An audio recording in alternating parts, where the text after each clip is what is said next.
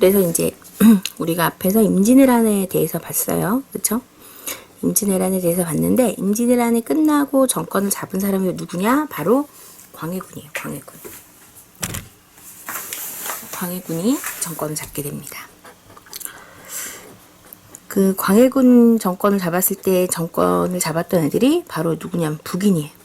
그 분당 정치 중에서 동인이 북인과 남인으로 나누는데 광해군 때는 무슨 인? 이제 북인 잊으시면 안 돼요. 광해군 때는 무슨 인? 북인인데 이 광해군이 했던 정책 중에 일단 대표적인 것이 바로 뭐냐라고 하는 거 봤더니 뭐 토지대장 다시 만들었어요. 그래서 토지대장과 그 다음에 뭐 호적을 다시 만들고 그 다음에 성곽과 무기를 다시 수리하고 그리고 이제 조세제도 부분에서 다시 나오겠지만 이제 대동법이라고 하는 것을 처음 실시했죠. 그래서 대동법도 시행했고 그리고 이제 강홍립이란 사람을 시켜서 무슨 외교를 했느냐 그 당시 후금하고 누가 싸우고 있으면 명이 싸우고 있었는데 명이 얘기한 거죠. 야 너네 임진왜란 때 우리가 이제 도와줬는데 응? 너네도 우리를 도와줘야 되는 거 아니겠냐 이러면서 이제 군대를 이제 파병을 하라고 한 거예요. 그래서 강립을 시켜서 도와주는 척 했지만 후금군을 만나자마자 항복을 했죠. 그래서 이걸 무슨 외교라고 하냐면 이제 중립 외교라고 하는 거죠. 그래서 중립 외교를 하였다라고 한 얘기가 나와요. 이거 나오면 무슨? 광해군에서 광해군 하면 일단 무슨 법을 처음 시행했고 대동법, 그치? 강홍립을 시켜서 무슨 외교를 하였다는 거? 중립 외교를 하였다. 하지만 이제 그 당시 이제 서인이나 남인의 입장에서 본다면 이제 성리학에 맞지 않는 여러 외교 정책도 피고 또 광해군 자체가 이제 그 선조의 아들이긴 하지만 원래 적자는 아니죠. 인목대비의 아들이었던 영창대군이 원래 중전의 자식으로 적자였고 얘는 공빈 김씨 후궁의 자식이었단 말이죠. 그래서 약간 정통성이 부족했어요. 그래서 자기 동생을 죽이고 인목대비를 유폐시키는 일이 벌어지게 되는데 이것에 대한 도덕적 문제가 논의가 되면서 광해군은 결국 인조반정으로 퇴위하게 되죠. 자, 그 인조반정은 그러니까 누가 주도했는가라고 봤을 때 다수의 서인과 소수의 누가 주도했다. 남인이 주도했다. 그리고 외교 정책도 이제 중립 외교에서 다시 명하고 칭하고 금을 모아자, 배척하자는 정책으로 바뀌게 됩니다. 그래서 친명, 배금 정책을 하게 되죠. 다수의 서인과 소수의 남인으로 구성돼서 이것 때문에 이제 쳐들어온 게 바로 무슨 호란? 정묘호란이에요. 이 정묘호란 때는 금이 아직 이제 후금이라는 이름을 가지고 쳐들어왔고, 그치? 이때 이제 저항했던 의병이 이제 정봉수, 이립 같은 사람들인데, 이때는 일단 후금도 우리가 목표가 아니기 때문에 명나라와 싸워야 되기 때문에 빨리 갖고 우리도 이제 일단 지금 싸우면 피해가 되는 거기 때문에 화해를 해버렸어요. 그래서 빨리 회의를 했죠. 근데 문제는 이제 얘네들이 성장해서 우리나라에서 무슨 관계를 요구하냐면 이제 군신 관계를 요구하게 됩니다. 근데 우리나라 기본적인 외교 정책이 친명 배금이기 때문에 군신 관계 요구를 당연히 뭐 했을까요? 거절했겠죠. 이때 우리나라 둘로 나눠요. 하나가 무슨 정책을 하자면 이제 주화론, 싸우지 말자, 화해를 하자. 요게 이제 대표적인 사람이 최명길이에요. 싸우지 말자. 근데 이제 화해를 주장하면 안 된다. 무조건 의리를 지키고 싸워야 된다라고 하는 게 이제 척화론이죠. 이걸 주장했던 사람이 이제 윤집이에요. 그래서 이 두 분의 사료가 제일 많이 나와요. 최명길이 뭐라고 하냐면 의리를 지키는 거는 신하와 왕과의 사이의 도리지 국가끼리는 아니다라고 얘기하죠. 근데 윤집은 뭐라고 하냐면 화해를 너무 주장해서 나라를 망치기가 너무 오래됐다. 뭐 이런 얘기를 해요. 그래서 이 둘의 구분을 하셔야 되는데 이때 우리나라에서 유세했던 게 척화론이었어요. 결국은 이제 군신관계도 거절하게 돼서 우리나라에 쳐들어왔는데 그게 바로 무슨 호란이다? 병자호란이죠. 자, 병자호란 때 이번에 인조는 이제 임진왜란 때 선조는 알다시피 그 의주로 피란을 갔지만 인조는 남한산성에서 항전합니다.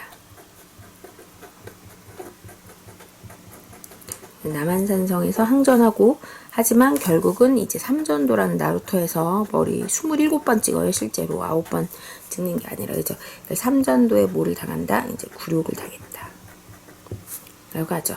그래서 이때 병자호란때 쳐들어온 애들은 이제 후금이 뭐로 바뀐 거냐면 청으로 바뀐 거에서 청이 쳐들어온 거거든요. 그래서 청나라와 강화를 맺게 되고 오히려 이제 그래서 인조가 죽고 나서 효종 때 청을 정벌하자라고 하는 게 나오죠. 이게 무슨 논이라고 하시면 북벌론이라고 할 수가 있겠죠. 이 제기가 됩니다. 이 삼전도의 굴욕으로 우리나라 세자가 왕자랑 세자들이 다 어디로 간다라고 하시면 그 청나라의 포로로 갔는데 그때 소현세자라고 하는 세자가 있었고 이제 복림대군이 이제 둘째였죠. 근데 소현세자는 갔다가 와서 인조한테 청의 문물이 너무 좋아 이런 말 했다가 결국 죽임을 당하고 복림대군이 왕위에 오르는데 그분이 바로 누구다? 효종이라고 할 수도 있죠. 이 효종 때 역시 다수의 서인과 소수의 남인을 중심으로 해서 청을 정벌하자는 의견이 제시가 됐었어요. 이때 다수의 서인이 바로 누구다라고 할 수 있으면 송시열이라고 하는 사람이에요. 송시열이라는 사람이 중심으로 해서 무기도 만들고 조총부대도 만들고 했지만 실제로는 이게 실행에 옮기지는 못했어요. 왜냐면 청이 너무 강했던 거죠. 청이 너무 강해서 실행에 옮기지 못하다가 오히려 18세기 때는 청에 발달된 문물을 배우자라는 운동이 나옵니다. 이걸 바로 무슨 운동이라고 얘기하냐면 북학운동이라고 해요. 그래서 북학운동은 오히려 청에 발달된 문물을 배우자라고 하는 운동이 나왔다라고 하는 것도 여러분이 정리를 해주시면 좋겠어요. 자, 요게 이제 일단 임진왜란 이후에 이제 병자호란 과정인데 광해군 때 여러분이 외우셔야 되는 거 무슨 인? 북인. 광해군의 정치. 강옥립이 나오면 무슨 외교죠? 중립외교. 중요하죠. 대동법 처음 시행했다. 인조 반정 때는 다수의 서인과 소수의 남인이 주도해서 친명배금. 자, 정봉수 이립이라고 하는 의병이 나오면 이것은 정묘호란. 아주 후금이 쳐들어온 거고, 그치? 정묘호란. 그치? 그 군신관계 요구를 거절하고 석화론이 무세해서 쳐들어온 게 병자호란으로 이때는 청이 쳐들어온 거죠. 인조가 남한산에서 항전했고 이 병자호란의 결과 무슨 론이 대두했다? 북벌론이 대두했다. 대표적인 사람 누구다? 송시열, 이완 같은 사람이죠. 그리고 오히려 청에 발달된 문물을 배우자는 무슨 운동이 일어났어? 북학운동이 일어났다 라고 하는 거 과정을 일단 외우셔야 돼요. 자, 일단 광해군 때 무슨 인? 북인이죠. 무슨 법 시행했어요? 대동법. 강림의 무슨 외교? 중립외교. 인조반정은 다수의 서인과 소수의 남인으로 무슨 정책? 친명배금 정책. 정묘호란, 정봉수 이름 나오면 정묘호란이고요. 그치? 최명길은 주화론. 최명길. 윤집은 척화론이죠. 척화론이 더 우세했고요. 그쵸? 병자호란 때 인조가 남한산 항전했고 그 결과 무슨 론? 북벌론이 대시됐지만 오히려 청에 발달된 문물을 배우자는 무슨 운동이 나오기도 했다? 북학운동이 나오기도 하였다라고 봤어요. 그렇죠? 자, 여기서 외교관계를 봤는데 일단 문제에서 물어보는 게 광해군의 중립외교는 실리냐 명분이냐? 자, 이게 실리죠. 친명배금은 명분. 그렇죠? 주화로는 실리, 척화로는 명분. 이렇게 북벌로는 명분, 북학운동은 실리. 이런 식으로 실리와 명분을 구분해서 외워두셔야 되겠습니다. 자, 한 번만 간해볼까요?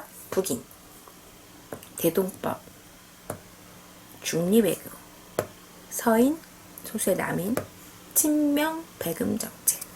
정봉수 이름이 나오면 정묘호란, 주화론의 최명길, 윤집은 척화론, 그쵸? 그리고 병자호란의 결과 북벌론, 그리고 18세기 무슨 운동? 북학운동. 잊으시면 안 되겠습니다.